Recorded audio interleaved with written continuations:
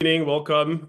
Thank you so much, guys, for joining us, and Happy New Year. I know we're taking a break a bit, and then now we're back, starting a new season, right? So yeah, if you can hear me clearly, you're definitely in the right space. And if you grab the notebook, I think it's even better. And then those who invited a friend, we really appreciate it. So tonight is really about learning and just sharing and walking away with something more practical that we can all use. So let's just make our guests feel welcome and let's just be engaged in the conversation basically. We have two guests today. We have David from API Global and my good friend Heather, who's going to also share some of the things that she's learned, throughout her career. So I'm very excited about these two guests today. So yeah, without wasting any more time, we're gonna try to keep this session very short because I know people do drop out and we don't want to make it too long and too boring in a way. So yeah, so I'm gonna give it to David. He's gonna introduce his company, what they do, and yeah, let's all get something from this. It's free knowledge. These people usually come at a very high cost. So yeah, let's just take advantage of this moment, guys, everybody. So yeah. David, welcome. You can take over, just introduce your company, what it is you do, and yeah, you know, Okay, on great. Thank you, KB. First of all, I just wanted to thank everybody for attending. I know there's a lot of things that people could be doing on a Sunday evening, so I appreciate you taking the time out to listen to what we've got to say. And obviously, thank you to KB and Hazel for organising this. It just gives us a great opportunity to spread awareness about our platform and what we do as a firm. And I guess KB's hit the nail on the head. We want to keep it short and sweet, so I don't want to be boring you guys with a long presentation. So today is going to be more about what we do as a company, how we help expats in many different regions across the globe. And then what I'll do is after a 15-minute presentation, I'll just open up some questions for 5 minutes or so. If anybody has a question for me, feel free to pop the question in the chat, and I'll try my best to pick them out and go through them. But I will also post my contact details, and obviously I'm going to be working with Hazel and KB moving forward, so you guys will be able to get hold of me at any stage. But yeah, let me just share my screen. Um, Hopefully you guys will be able to see this, and I'll go through the little presentation we've got ready. Um, how is that? Can everybody can see my screen? Is it sharing? yes, you're good to go, David. I can see your screen, and yeah, I think everybody else should be on the same thing. Yeah. Okay, amazing. So API Global, who are we and what do we do? So API Global is essentially a property investment firm which was established in the UK.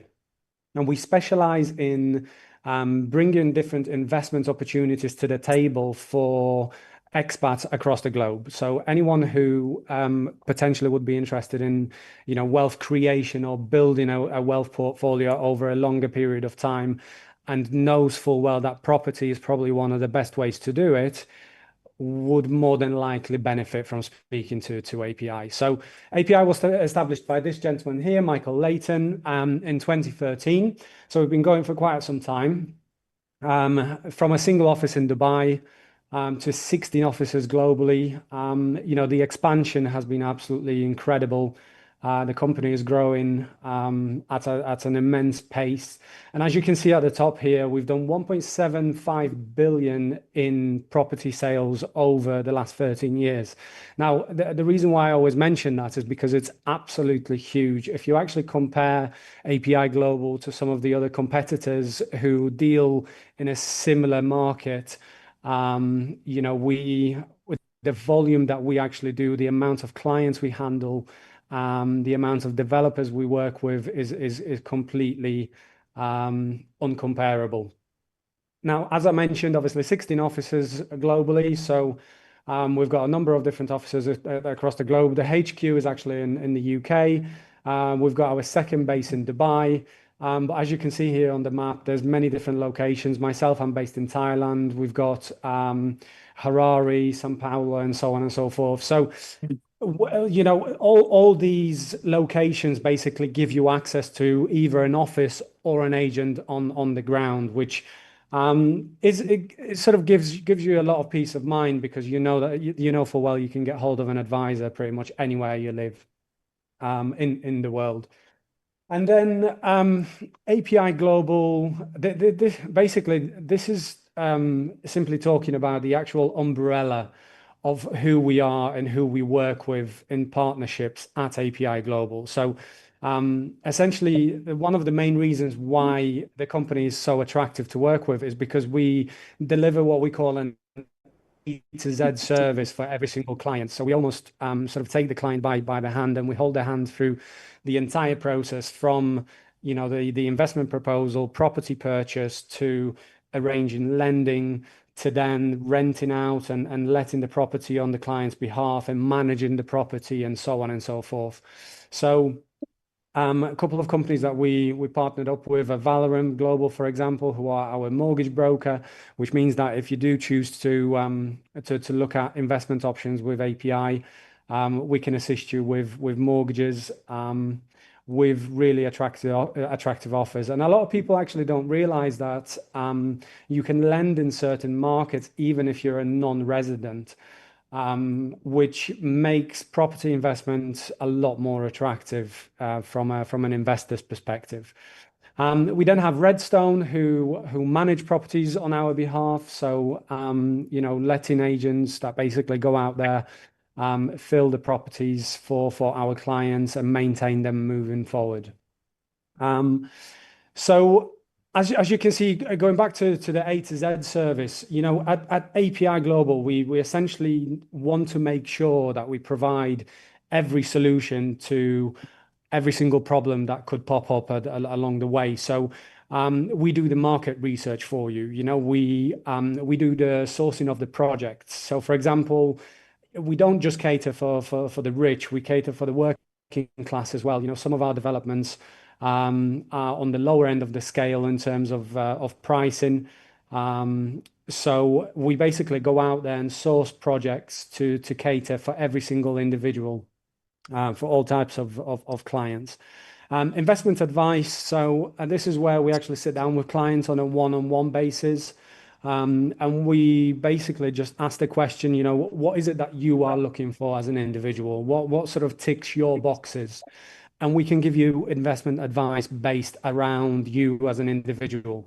Because it's easy just to say, let's look at buying a property in Dubai, for example, but that might not be the right choice for you. And as you can see, sales progression is basically just all the admin work behind the scenes, legal support, and then we've got things like mortgage support, completions, lettings and management, and then obviously portfolio optimization at a later stage. So if, for example, a client would like to expand and purchase more than one property, we are able to look after them long term.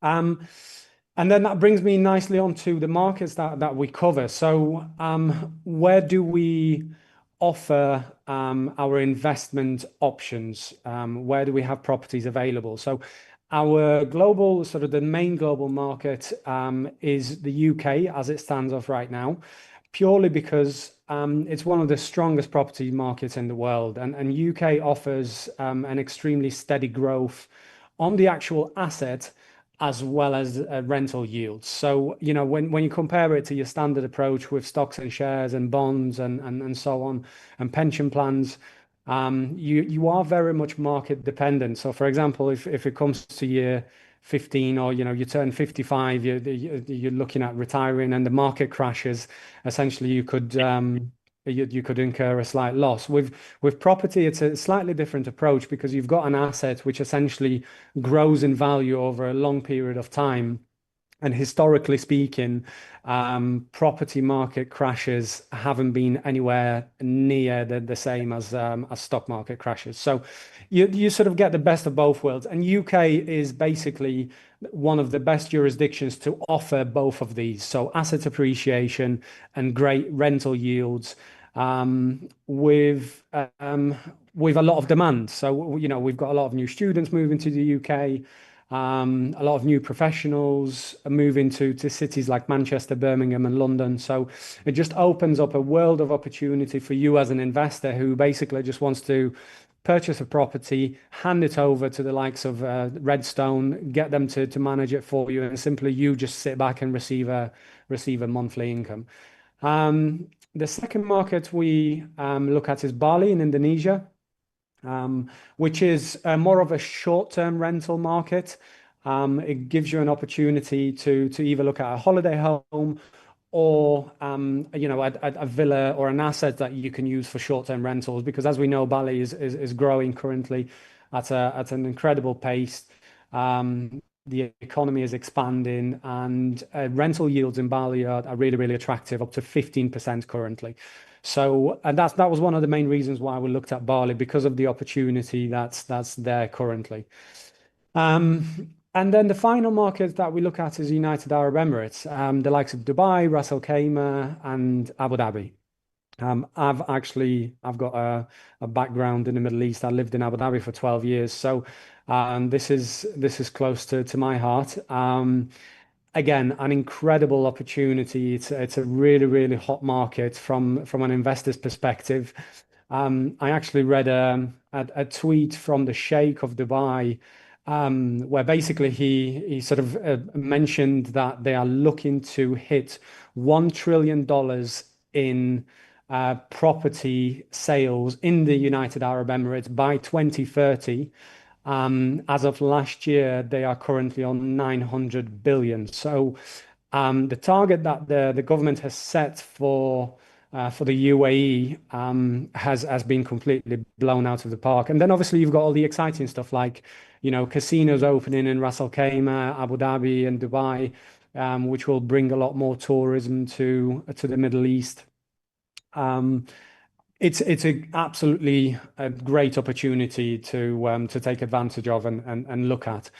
But like I said, obviously what we do is we sit with clients on a one-to-one basis. So not every single market might be appealing to you as an individual, and that's where we would come in and actually spend 10 or 15 minutes going through, like I mentioned earlier, what ticks your boxes? What do you get excited about? What are you looking for? Are you looking for investments or asset appreciation, or are you looking for a monthly income?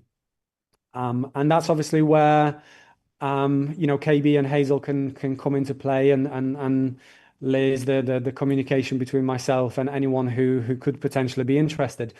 But this is pretty much the ins and outs of API and what we do as a firm. Like I said, I'm not going to bore you with a presentation that's too long today, but I'd like to just open it up for the next 5 minutes or so for anyone who has got any questions. Feel free to pop them in the chat, and we'll try our best to answer them for you. Nice. Oh, thank you so much, David. Thank you so much for the presentation. Yeah, that was well put together. For me, actually, personally, I'm going to open the floor for everybody to ask questions if they have. And then before we move on to our next guest, I want to ask David, like, what would you advise people who want to buy these properties as a group? You know what I mean? Because I've been speaking to a few people. They're like, could they do like a group thing, like a group buy? Like, how does that work? Do you guys accommodate those kind of people, or you would advise people to make their own structures first into one entity before coming to you guys, or you can have what's this? You have structures that can help people who want to buy together as a group. Like basically, yeah. So they come together, like put money together, and they want to buy like a single property. Okay, so we don't do what sort of group structures as such. We focus on individual investment opportunities for individual expats. I mean, obviously, if it's a husband and wife who are looking to purchase a property jointly, absolutely fine. That's not an issue. But we don't sort of do group sales. I mean, we specialize in. I guess I suppose you could if you opened a limited company account. That could be an opportunity whereby a number of people would open a firm and then start purchasing assets via the limited company. But I mean, it's not anything that we wouldn't be able to have a conversation about for sure. Yeah. I've just Okay. noticed Fantastic. Lewis has put a question in the chat there. what is the minimum amount needed for a deposit. So usually it depends on the market that you're looking at. But on average, where we're talking between 75 to $100,000 as a deposit, and that would be able to secure you a unit in the likes of Manchester or Birmingham in the UK, for example. Like I said, some of these jurisdictions you can actually lend even as a non-resident as well. So in some cases, we might have properties that will require a deposit that's even less than that. So yeah. Okay. And David, sorry, speaking to what Lewis asked there, what about like a market like Bali? Is it not cheaper? So a market like Bali and Indonesia is a little bit trickier purely because you can't lend in Bali. So the assets that we have currently available in Bali are off-plan assets. So we give you a window in which you can save up cash to be able to make multiple contributions towards the final purchase price. But unfortunately, you wouldn't be able to lend. So therefore, the initial starting capital on the projects we have available will be slightly higher. Okay, thanks for that. I think there's another question in the group. Ayanda says, We've got one from Hazel. I think the common question that most individuals would want to know is, does anyone have to be a millionaire? Could it? No, absolutely not, Hazel. So you don't have to be a millionaire. Like I said, we've got units in the north of England, for example, for I know a lot of South African expats that are looking to move to England at a later stage, but units in the north of England that you can purchase for a very reasonable price, also off plan, which gives you a window whereby you can come up with the capital. So, for example, would give you 12 months or sometimes 18 months to be able to save for that deposit. So the final figure would be between 75 to 100K, but like I said, that could be spread over an 18-month period. So, for someone who's working in China on a decent salary and they're managing to save quite a lot of money on a monthly basis, this is absolutely more than affordable. And it's a great supplement for a pension income. yeah, I imagine. So David, can you read Ayanda's question? There's Ayanda and Jay there. They've also asked questions in the chat. Yeah, so I know you mentioned you cater to high-end buyers and also middle class per se. What are the prices starting from so like I said, I mean, when we look at different markets, obviously United Arab Emirates prices started at a slightly higher figure, roughly around $400,000. However, in the UK, we've got amazing opportunities that start roughly at around $200,000. So, and again, you can lend up to about 60% in the UK. So, you wouldn't have to 75% in some cases, depending on your location, but you wouldn't have to come up with the entire $200,000, like I said. It all depends on your individual situation, on your employment details, where you're based, and so on and so forth. In some jurisdictions, we can actually lend more than others. Hence the reason why it might be a good idea for us to actually have a one-on-one chat. Jay, do you also help with renting out properties after it has been purchased? Absolutely. Yeah. So that's where Redstone come into play. So for an expat who's based in China, who's looking to purchase a unit in the UK, we would basically hand over the unit to Redstone, who charge a very small fee of 10%. And they essentially put the tenant in the apartment for you. They manage the tenants. They ensure that the rent is increased on an annual basis on your behalf.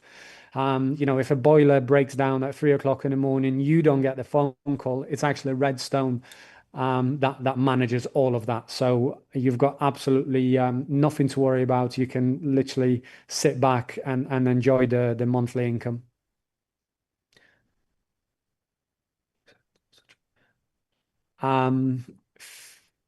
Billy, which areas in Thailand would you say are the most attractive to invest in and why? That's a great question. Currently, if I'm being honest with you, Thailand, I would say Phuket. Phuket is expanding. They're opening, the economy in Phuket is expanding at a rapid rate. They're opening brand new hotels and restaurants. The tourism is going up. And obviously, Phuket has a direct connection to all the islands. So when you think about Thailand, you immediately think about Phuket because that's where the tropical paradise is. So it opens up an amazing opportunity for short-term rentals indeed.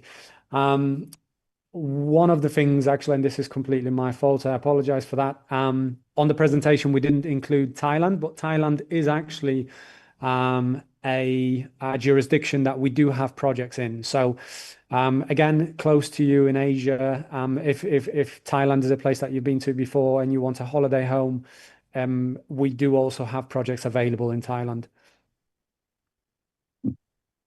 Okay. Okay. Any more questions, guys? If we do get questions, just throw in the group and then David will be happy to answer. And if there's nothing at the moment, we will move on to the next. Oh, there's another one there. Do you recommend buying personally in a trust or a company and why? What's a typical monthly income versus investment and the exit strategy? Do you guys assist in exiting the market and who's the likely buyer? Okay, so it depends obviously on your investment approach. So if we're talking about a larger capital and you're looking at purchasing multiple units, then a trust or a company would be the best solution purely because you get discounts on tax. Typical monthly income, to give you an idea on a sort of one of our cheaper end units, which would cost roughly between $220,000 to $250,000. That's the final purchase price.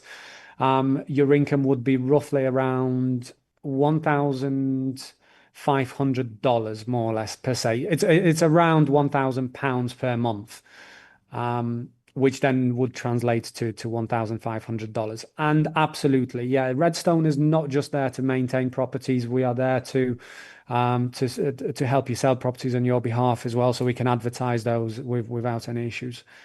KB, I'm very aware of the fact that I'm running slightly into Heather's time, so I don't want to be. What I'll do is I'll chat with actually if I'll post my contact details in here again. Yeah. If you guys want to drop me a message on WhatsApp, I'll reply to you straight away and I'll answer any additional questions that you've got. Yeah. No, we appreciate it, David. Thank you so much. There's maybe one more. Okay. Yeah, I can see your details now in the chat. I think Um, Pat asked, yeah, we can take maybe Pat's question. That will be the last one, and then we'll move to Heather. Okay, so we've got people on the ground in South Africa, but the loans are not actually based in South Africa, so we wouldn't be able to provide lending in South Africa.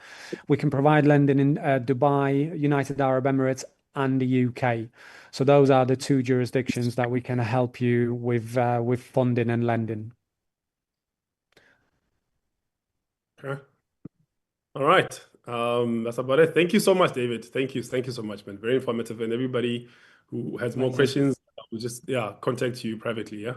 Thank you very much for your time, guys, and thank you, KB and Hazel, for organizing this. It's been a pleasure to present to you guys, and hopefully I'll Yeah. speak to most of you soon. Yes, yes, yeah. Yeah. Really appreciate it, David. Really appreciate it. Thank you. Yeah. Thank you. Let's introduce Heather. So my good friend Heather is here. Heather, can you hear me? Yeah, can you hear me? Am I Yes, yes, yes, clear? yes, yes, yes. So yeah, Heather, you can take over from here. The floor is all yours. You can just tell us what you do, who you are, and just let people know, like, yeah, about your work. Okay, yeah, sure. Thank you for inviting me. It was kind of a surprise, but a pleasant surprise. Yeah, to be able to speak with, yeah, like young people who are, yeah, navigating their careers in a different country. I've done it like so many times myself. So, yeah, like it's very cool to be here.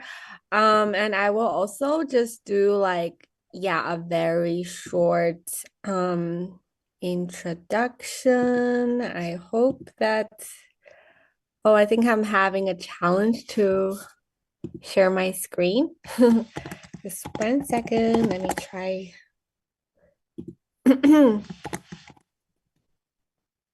Um,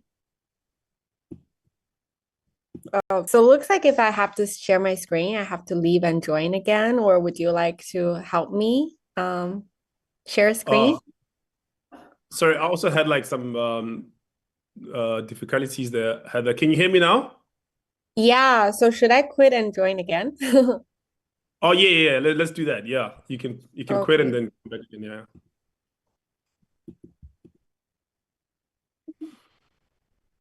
Okay, sorry guys. Heather will be back in a minute. You know, these things happen. So I do have a PPT myself as well, just in case it doesn't work on her side. But I'm sure it'll be fine when she comes back. So just give her like a minute or two. Thanks.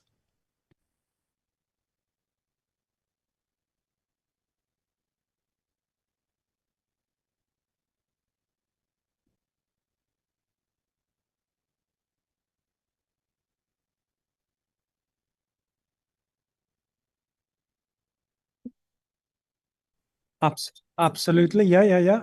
Um,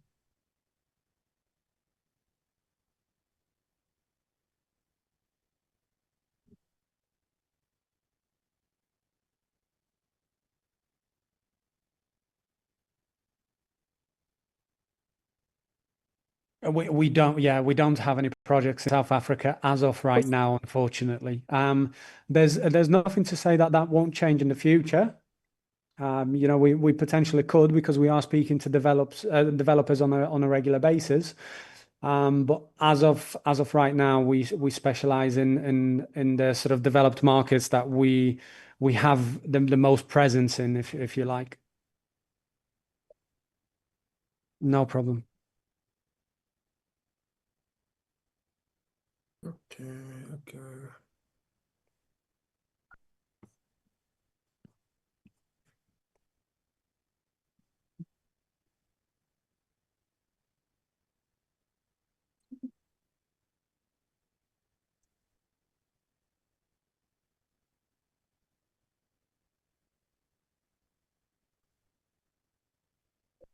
Do we need that that the office music when you're calling like when you call in the office and then they put you on hold? Oh, there she is.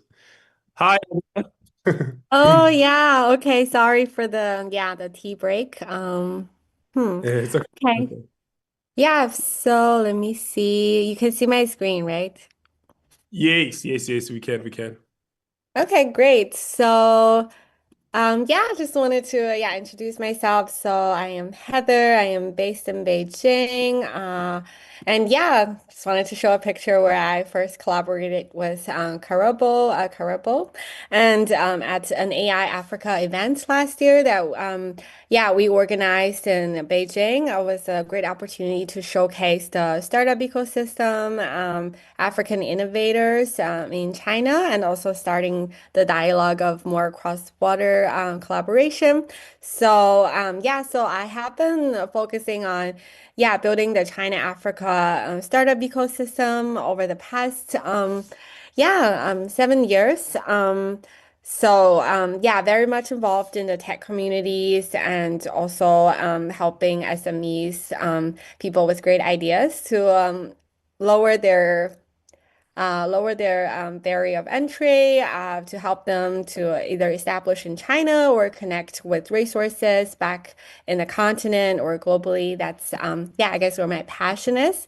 So a little bit about myself. I was coming from a Sure. PR political. Can you see the screen? Mhm. Yes, yes, yeah, we can Oh see the yeah. screen.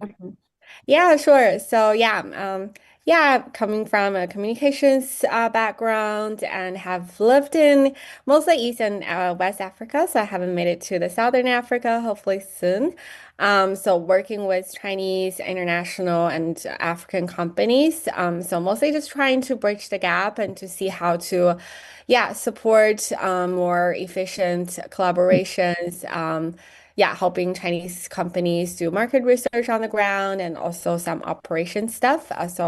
yeah, to help them collaborate with the local communities.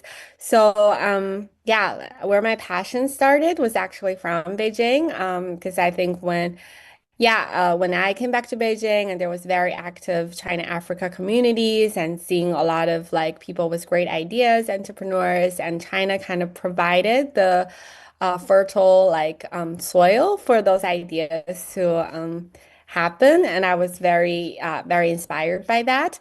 So I went ahead and organized a lot of community events. Yeah, collaborating with embassies, and also later I moved to Africa, so I was mostly based in Kenya for quite some time, and then like worked with local accelerators to organize China Africa Startup Showcase again to like amplify the local startup founders and then help them bridge the gap with the Chinese market.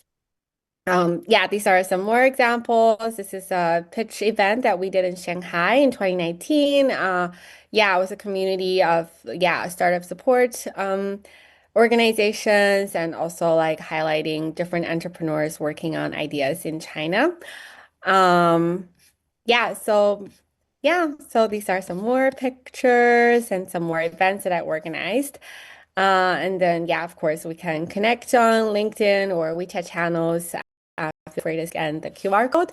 And then I guess it brings to the topic that we're talking about today.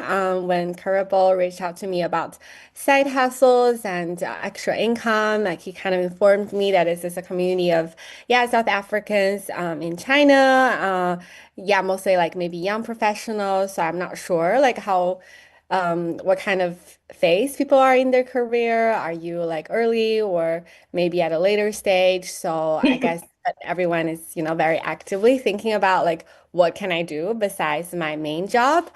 And then I've always been someone that, like navigated different types of careers, and then different projects. And then so I think have some works, some more or less like experience. But yeah, just happy to share and like open the floor. But I wanted to run this like little workshop that helped me in my journey when I was trying to identify like where to put my energy on, because there's very limited time and resources and space. So yeah, like to find out like what your passion is and what you can do to make money on the side. So yeah, I'm not sure if people are familiar with the concept of Ikigai already. So yeah, I think it was just a really good tool to help you discover your passion. Um, and also what's feasible. So I think yeah, like the question that I like to ask people, like when I first meet them, either they're my clients or friends, is that, what is something that you're really passionate about and you could do for like hours, even without getting paid? I think for me, it also started with like the community events that I was organizing.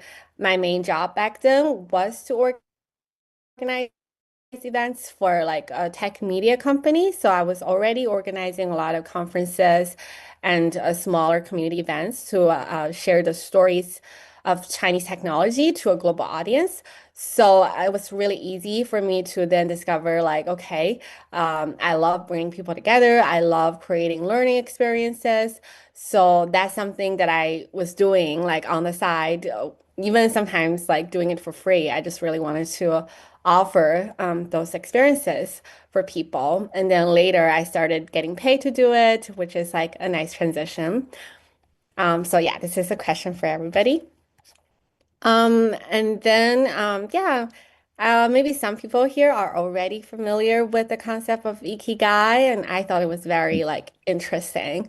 So yeah, pretty much it's like dividing like your work in four sections. So usually you start by filling out each box. Just write down everything and as much as possible. So like there's one section is what you love. And then something that you just love doing. Okay, I'm gonna move this. Yeah, and then and also like what you're good at. So, like what skills, what talents, what you went to school for, like your education, your trainings, list everything. and then what you can be paid for. So when I was doing this, I was like running like all the history in the back of my head, like in the past. When did people come to me and when do they actually pay me to do it? Because of course, people come to you all the time. They ask for things. They might ask your time for free. They might ask you to do a favor. But like there are always times that people are like, oh, like I would even pay you to do this. So like I wrote all of those down. And also like I think it was also very important for me to yeah, figure out what the world needs because I'm quite a purpose-driven person. Um, sorry, I think someone's talking. Yeah, so pretty much I do believe that I'm driven by purpose. Like I find it's more easy to be driven by something that I see it's needed. So for example, when I was first starting with connecting China and Africa, it's because I saw a gap. I saw like, very passionate people in China, and I saw some people are doing things, but they have some challenges, maybe sometimes with navigating policies or marketing, reaching their target audiences. And then, so I also list down like all these things that I observed that I feel like would make the world a better place. Um, so yeah, but usually like our job doesn't fill all these boxes. You might just get paid, but doing something you absolutely hate. I know most people like are a teacher, and maybe it's not the natural calling for everybody. It's just what gets your foot into the door, what people are willing to pay you to do. But you might love people, but you might love like interacting with kids, but you're teaching like older adults, or you might enjoy like networking and talking to adults, but then you're teaching like kindergarten kids. So like there's always like some mismatches. So usually when we have one boxes or two boxes fit, like it feels okay, like you could do something you love and passionate about and you're good at. But so that's why there's like all these little descriptions about how it makes you feel. So like you might feel comfortable but feeling a little empty. Then you realize, oh, you're not doing something you love. So this is also more of a guide to help you figure out where exactly you are right now with your career. So yeah, I thought it was like very helpful at different times to be like, oh, now I know like I'm getting paid, I'm doing something I'm good at, but I don't love it. So how can I move towards that direction? So yeah, that's how I was using this tool. Um, yeah, so pretty much, yeah, like these are the four elements. And I felt like, yeah, I wanted this session to be like a little bit more interactive. I don't know how much time we have, but like I do want to give people like some time to work on their own ikigai at their own time, or yeah, maybe as part of the session. So yeah, I think okay. So yeah, when I did this workshop like 2 years ago, like it was with the student organization in Ghana. So this is more like geared towards their needs, but I think it could also be applicable for this audience because we all know like personal branding is very important. Social media is a really big thing. Everyone is trying to brand themselves, or like as a content creator, like breaking into that space. How can I make my profile more attractive? How can I find more opportunities? How can I show people like what my expertise is? So I think the Ikigai is to help you like find out who you are, who you want to be, and then you would want to use that as the basis of your personal branding. Pretty much, yeah, like utilize all these different platforms. Since we're in China, definitely, I think WeChat or RightNote or TikTok, the Chinese one, are great platforms to get into. If you're not doing it already, I really encourage you to make your own page. I mean, I know not everyone wants to put themselves out there, but once you see the benefits, because I've been discovered by people or companies who have seen my content and they see that, oh, I'm actively building out Africa-related content in China. I'm actively creating these business environments. So they're like, oh, can we do this collaboration? Like, can you help us find this? So it's a really like helpful like tool to get yourself out there. So yeah, but you have to make sure that you have a very clear focus of who you are, what kind of people you want to attract. So that's why I think making your personal statement was very like would be really helpful because then you're only going to create content that meets that description. You're not going to like, oh, I'm going to post myself doing nails. If you want to be seen as a real estate developer, like that might not be the right content. But if you're like, oh, I'm checking out apartments in Shanghai, I'm yeah, visiting Bali and seeing this beautiful villas, like those are like the same kind of content that would meet your target audience. So yeah, I think it would be great to be more mindful about that. So yeah, I think once you like set your goals and you will be have more clarity, like in terms of like networking, who you want to meet, building the online presence, like I mentioned, and pursuing opportunities so you're not all over the place. You're kind of like focused. Um, so yeah, so this is like the worksheet. I'm sure Karibo will share in the chat later. So yeah, you can work on it at your own time. Yeah, I think that's it Nah, for me. that's beautiful. Thank you, Heather. That was so beautiful. Thank you so much. I'm sure everybody will agree. That was so beautiful. Okay, Itu's the first one to raise their hand. But yeah, thank you so much, Heather, for the presentation. For me, I told you earlier, this was the first time I'm hearing this concept. I can't even pronounce that word the right way. Ikigai, right?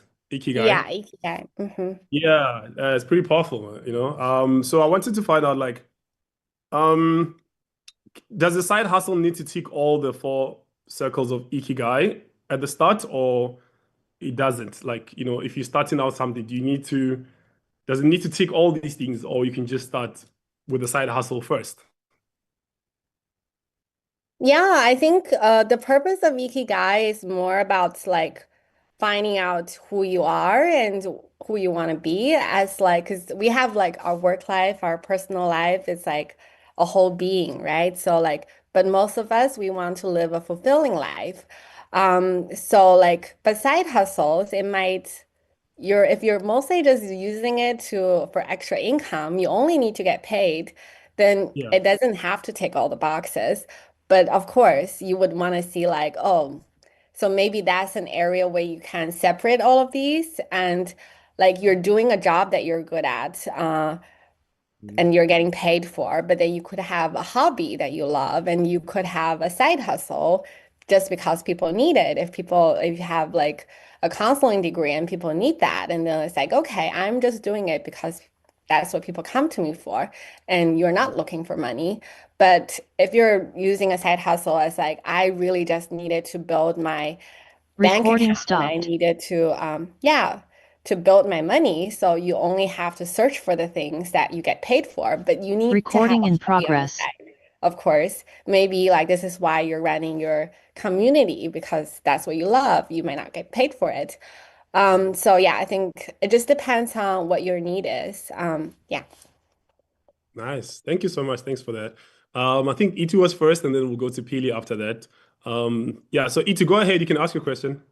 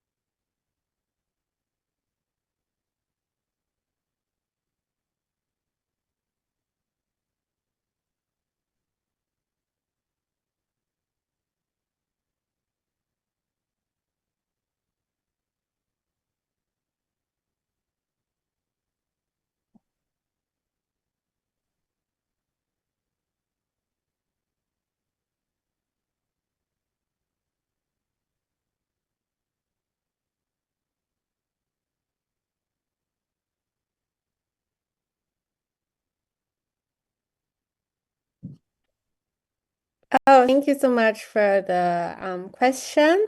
So, yeah, because I wasn't exactly sure, I guess this medical training that you do, yeah, maybe I'm not so familiar with it, but from what I'm hearing is that like you're doing your teaching job and you love that, but you still want to do the, yeah, maybe medical training with the African clients on the side, but you don't have any content because you're in China, you're teaching with kids, so it's very different. So yeah, I think we all have like these type of challenges. Like for me as well, like initially I was like, oh, I'm building out, like I wanted my content to be really authentic, like I wanted to show like my life in Africa, like the Chinese interactions. But sometimes when I'm in those spaces, I don't have my phone or like I'm so much in the moment that I'm not taking the videos.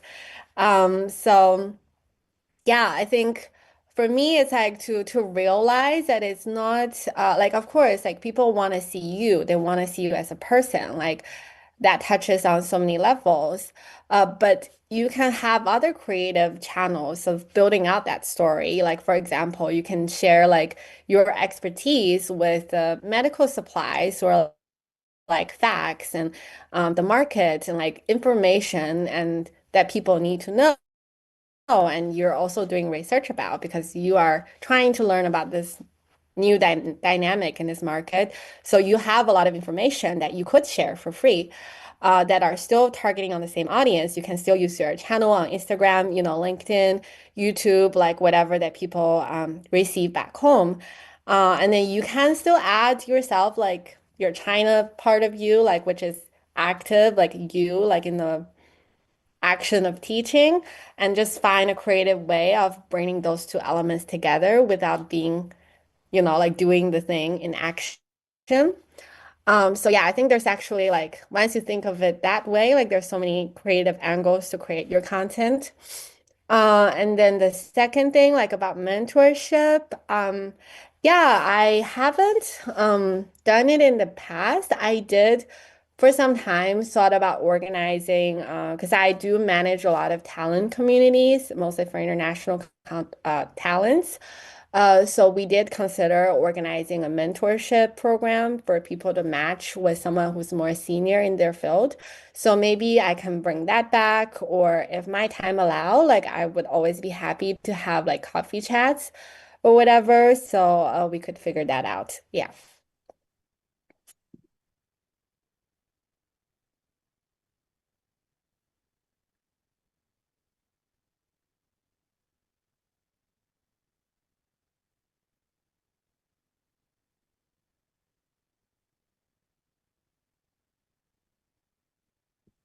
Yeah, thank Uh, you.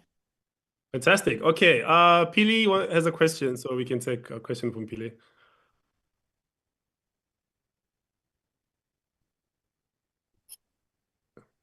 Hi, Heather. Thanks, Karabo. You're welcome. You're welcome. I had 3 questions, but one of them Itu asked about the mentorship. Second question is about networking. Are there tips for networking, especially in the Chinese community? Because I mean, it's easy to go out and say you're attending a networking event and stuff like that, but are there any tips or insider secrets that you would share with us? Especially with, similar to Itu when you want to put yourself out there.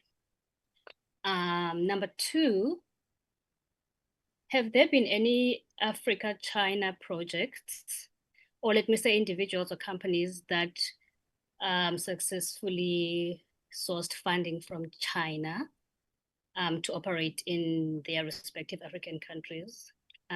Is that even possible? Like to get investment here for a project that's not in China, but in Africa? Thank you. Yeah, sure. Thank you. Yeah, okay. So the first question is about networking in the Chinese spaces. And again, because like I'm Chinese, you're South African, so I think the method is definitely a little bit like different. But yeah, I Definitely. think there's yeah, like a great advantage of being in China. I think that's like the first thing. Like you're already here, so that's awesome. And then it depends on where you are, because yeah, I think. I mean, like people have generally been like very open these days, and because the Chinese economy, everyone is like rushing to go outside of China. So I think people are generally in the business community are like pretty open, and especially like if they already have interest in South African market or something that you very familiar with, you can offer something. Like I think they would be very happy to speak to someone. Yeah, so I think like yeah, like when I'm in a new country, I usually just research, like what are the Chinese companies like are actively operating or like are looking into, and then what can I do? Like what can I offer them? I'm physically there, so I can help them build local connections. I can help them find out like information about the market. So like it's kind of easy to build trust that way.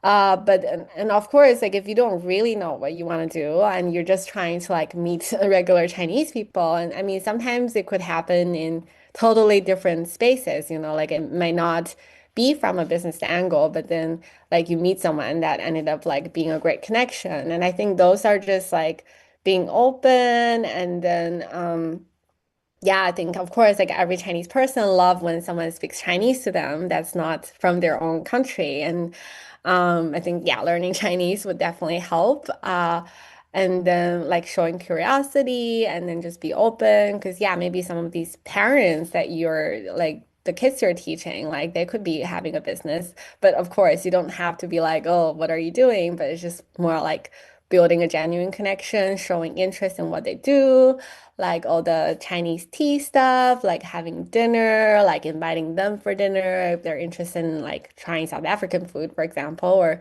something that you like. Yeah, I think that goes a long way. Um, yeah, and then the second about African companies seeking funding from China, like I would say it is like certainly like quite challenging because there is kind of a culture to yeah, like most kind of like Chinese investments, they do invest in Chinese owned businesses overseas. So yeah, like I had to navigate that dynamic because I wanted to yeah, like I wanted to build an open ecosystem and so it takes time, a lot of time for sure. But I would say that there is more of a comfort and familiarity if they know that this person has lived in China or has invested a significant of their like time in China. And then like I've had friends who have like angel investors from their friends in China just because they have like the relationship built and trust. So like maybe not so much institutional, but more like yeah, like angel investments. And yeah, also like you can also try like partnering with a Chinese person, so you can play on each other's strength. And yeah, I think that's two things that I wanted to mention. Yeah. Okay, awesome, awesome. Thank you, Heather. There's a question in the group chat. I don't know if this has been answered from Pat. Are you able to read that, Heather, in the group? He wants to know your relationship experience between China and Africa in the tech space. Yeah, I mean, because I come kind of from a tech background, even though I'm not technical. I mean, yeah, business and marketing.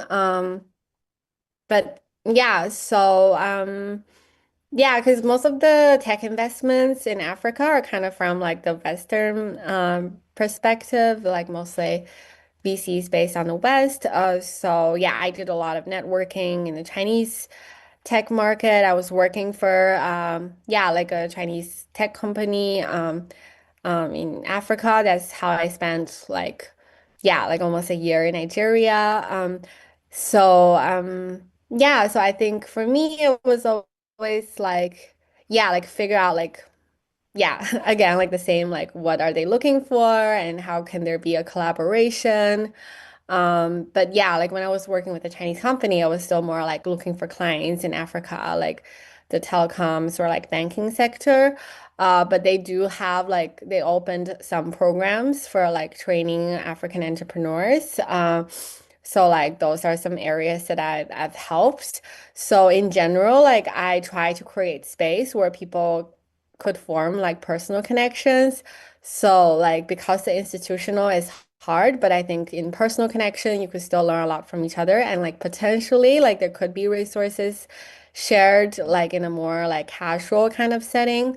Um, so yeah, so that's why I also like hosted the like event, the forum, like with Curable and some other people's help. So yeah, like mostly to create more spaces where people are having dialogues. So yeah, I think I posted my contacts in the chat, so you can feel free to connect with me to see if there's next events coming up.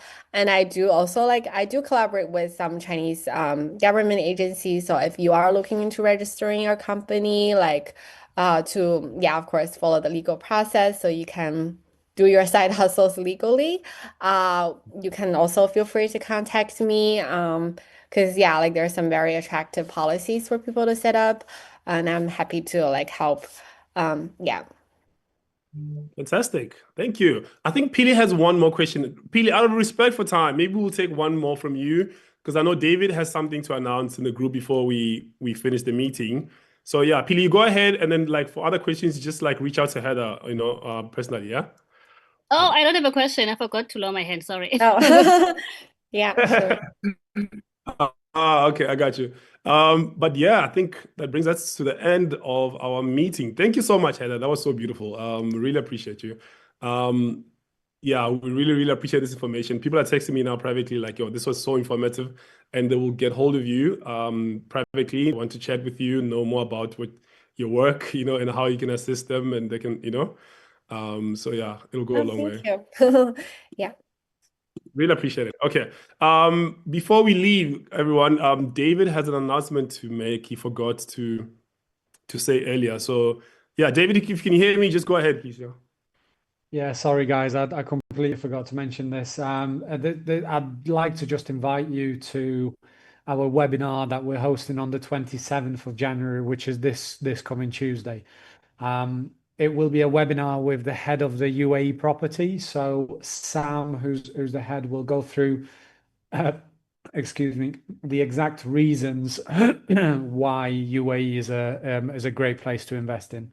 So I'm going to pop this PDF flyer in the chat, and there's a link in there. So if anybody would like to join, you can simply register using the link, and we'll send you the login details before the webinar.